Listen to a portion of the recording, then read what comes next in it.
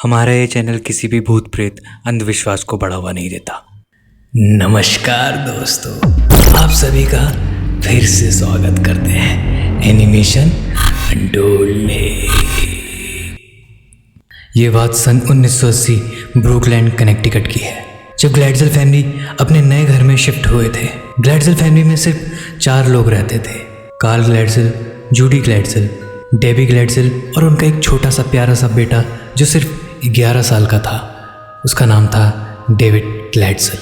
पूरा परिवार खुश था क्योंकि वो अपने छोटे घर से नए बड़े घर में शिफ्ट होने वाले थे। मगर ग्लैडज़ेल फैमिली को भनक तक नहीं थी कि उनकी ज़िंदगी में भूचाल आने वाला है।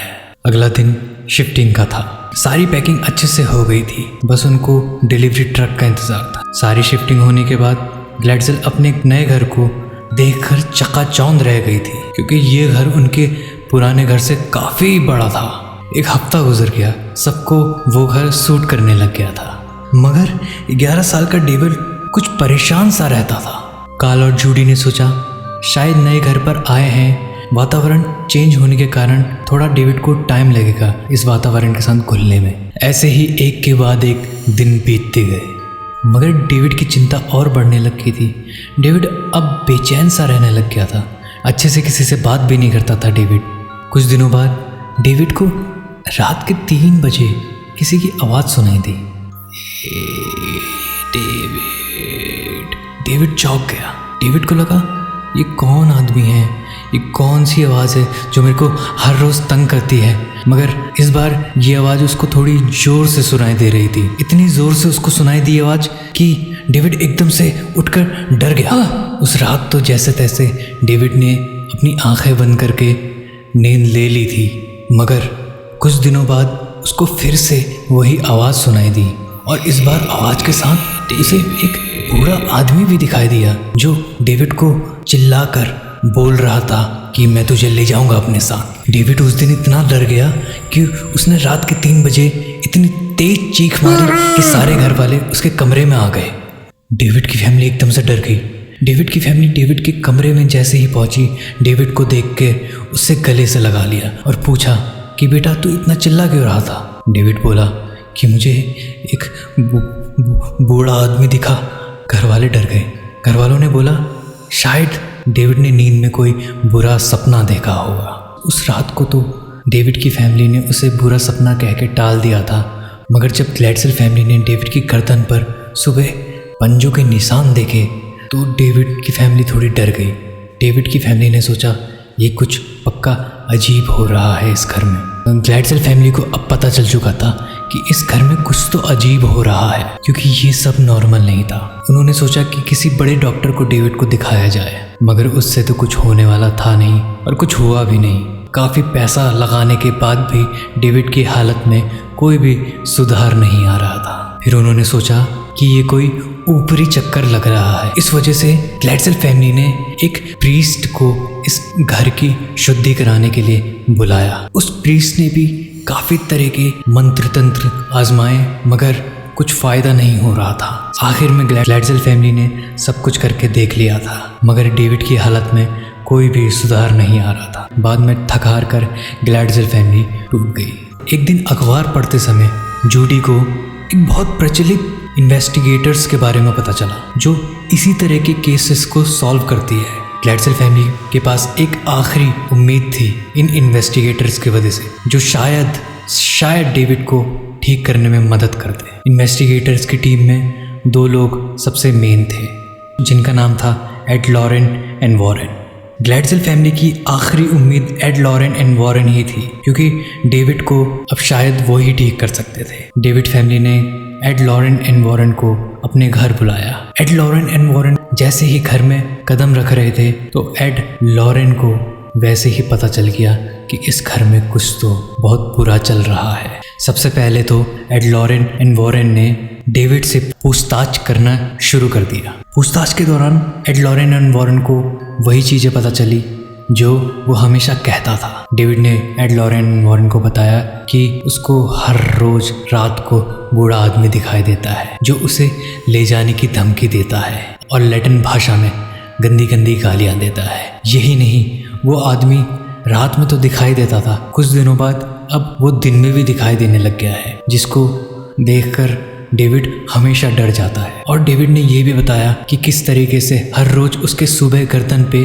खतरनाक से पंजों के निशान आ जाते हैं। लॉरेन एंड वॉरेन को पता था कि ये सब कुछ बहुत खतरनाक और जानलेवा भी हो सकता है, इसीलिए उन्होंने देरी न करते हुए कुछ दिनों बाद डेविड पर एक्सोर्सिज्म करने की सोची थी। वहीं एक तरफ ग्लैडसेल फैमिली बहुत डरी हुई थी, क्योंकि उन्होंने इससे पहले ऐसा कुछ देखा नहीं हुआ था और उनके छोटे से बेटे जो सिर्फ 11 साल का था, उसके साथ इतनी खतरनाक चीज़ें हो रही थी, तो उससे ज़्यादा डर की क्या बात हो सकती है एक फैमिली के लिए। कुछ दिनों बाद डेविड को एक्सोर्सिज्म के लिए तैयार किया गया। डेविड को डाइनिंग टेबल पर लेटा दिया गया और एक्सोर्सिज्म की प्रक्रिया शुरू कर दी गई। एड लॉरेन एंड वॉरेन ने ईश्वर को याद करा और बाइबल से कुछ मंत्र पढ़ना शुरू कर दिया, क्योंकि सारा परिवार एकजुट होना चाह रहा था उस समय, क्योंकि डेविड खतरे में था और एड लॉरेन एंड वॉरेन ये चाहते थे कि सारा परिवार उनका एक साथ रहे, क्योंकि ये प्रक्रिया काफ़ी ख़तरनाक भी हो सकती है। इस वजह से पूरा परिवार एक साथ एकजुट था और साथ ही साथ डेबी का फियांसे भी वहाँ मौजूद था, जिसका नाम था आर्ने जॉनसन। ऐसे ही लगभग 3 एक्सोर्सिज्म डेविड पे किए गए। जब तीसरा एक्सोर्सिज्म डेविड पे करा जा रहा था तो सारी फैमिली डेविड को इतना दर्द सहते हुए देख नहीं पा रही थी। वहीं डेबी का फियांसे आर्ने जॉनसन इतना गुस्से में आ गया था। उसने देखा कि 11 साल का बच्चा इतना कुछ सह कैसे रहा है। डेविड अचानक से डाइनिंग टेबल से हवा में उड़ने लग गया था और न जाने किसकी भाषा में और किसकी आवाज़ में डेविड गुर्रा रहा था। पूरा परिवार डरा हुआ था। इससे पहले डेविड ने ऐसा कभी नहीं करा हुआ था। तीसरा एक्सोर्सिज्म कुछ ज़्यादा ही खतरनाक साबित हो रहा था डेविड के लिए। ये सब देख के आर्ने बहुत गुस्सा हो गया। उससे बिल्कुल सहन नहीं हो पा रहा था कि डेविड जो सिर्फ 11 साल का था उसके साथ ये सब हो रहा था। आर्ने इतना गुस्से में था कि एकदम से जाके उसने डेविड को पकड़ लिया और एकदम से चिल्लाया और कहा कि इसका पीछा छोड़ दो, क्यों इस बच्चे को तंग कर रखा है, हिम्मत है तो मेरे अंदर आके दिखाओ। आर्ने ने जब ये सब कुछ कहा तो डेविड एकदम से शांत हो गया। डेविड की आंखें बंद हो गई और वो हवा से नीचे आने लग गया। सब लोग बहुत खुश हो गए थे और उनको लग रहा था कि डेविड बच गया है। और दूसरी तरफ आर्ने को भी चक्कर आना शुरू हो गए थे। उसको समझ नहीं आ रहा था ये एकदम से हुआ क्या, और वो ज़मीन पर बैठ गया और उसके बाद सब शांत हो गया। पूरा परिवार खुश हो गया था क्योंकि डेविड की हालत में अब सुधार लग रहा था। सबको यही लग रहा था कि एक्सोर्सिज्म सफल हुआ है। मगर दूसरी तरफ आर्ने बेखबर था कि उसके साथ कुछ बहुत बुरा हो गया है। वो जितनी भी आत्माएं सारी डेविड के अंदर थी वो आर्ने के अंदर चली गई थी। एक इंटरव्यू में पता चला है कि एड वॉरेन ने साफ साफ कहा था कि डेविड के अंदर 4 आत्माएं नहीं थी बल्कि 43 डेमोनिक स्पिरिट्स उसके अंदर वास कर रही थी। काफ़ी सोच विचार के बाद आर्ने और डेबी ने दूसरी जगह घर बसाने की सोची। डेबी आर्ने को बोलती है कि शायद ये घर बदलने के बाद सब कुछ नॉर्मल फिर से हो जाए। नया घर में शिफ्ट होने के बाद डेविड तो थोड़ा बहुत ठीक होने लग गया, मगर आर्ने की हालत में कुछ उसी तरह के बदलाव आने लग गए थे जिस तरीके से डेविड के शरीरों में और उसके व्यवहार में बदलाव आ रहा था। सब कुछ वैसा ही हो रहा था जैसा डेविड के साथ हुआ है। आर्ने के साथ भी वही पैरानॉर्मल चीज़ें हो रही थी जो डेविड के साथ हुई थी, जैसे एकदम से किसी भी बात पर भड़क उठना और बॉडी पर उसी तरह के खरोचों के निशान हर सुबह गर्दन पर दिखना। ये सब वही चीज़ें होने लग गई थी जो डेविड के साथ भी सेम हो रही थी। आर्ने भी बहुत परेशान रहने लग गया था। आर्ने को समझ नहीं आ रहा था कि मैं अब क्या करूं। वही बूढ़ा आदमी जो डेविड को दिखता था आर्ने को भी दिखना शुरू हो गया था, और वही बूढ़ा आदमी। आर्ने की हालत देख डेवी ने सोचा कि एक गेट टुगेदर रखा जाए जिससे कि शायद आर्ने का मूड ठीक हो जाए। डेवी ने सोचा कुछ रिश्तेदारों से मिलने से और दोस्तों से मिलने से शायद डेविड की हालत में थोड़ा सुधार आए। इस वजह से डेवी ने एक डिनर पार्टी रखने की सोची जो पास ही की एक रेस्टोरेंट पर रखी जाने वाली थी। 16 फरवरी 1981 सब लोग रेस्टोरेंट की पार्टी की तैयारी कर रहे होते हैं। रेस्टोरेंट में सबका डिनर था। उस दिन सभी खुश थे।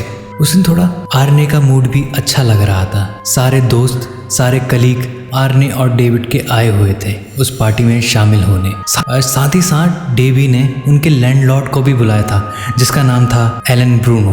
पार्टी शुरू हो गई। सभी लोग मजे से अपनी पार्टी एंजॉय कर रहे थे। वहीं एलन ब्रूनो और आर्ने भी साथ ही बैठे हुए थे। वो दोनों ड्रिंक ले रहे थे कि उसी बीच न जाने क्या हुआ कि एकदम से आर्ने और एलन ब्रूनो में थोड़ी कहासुनी हो गई।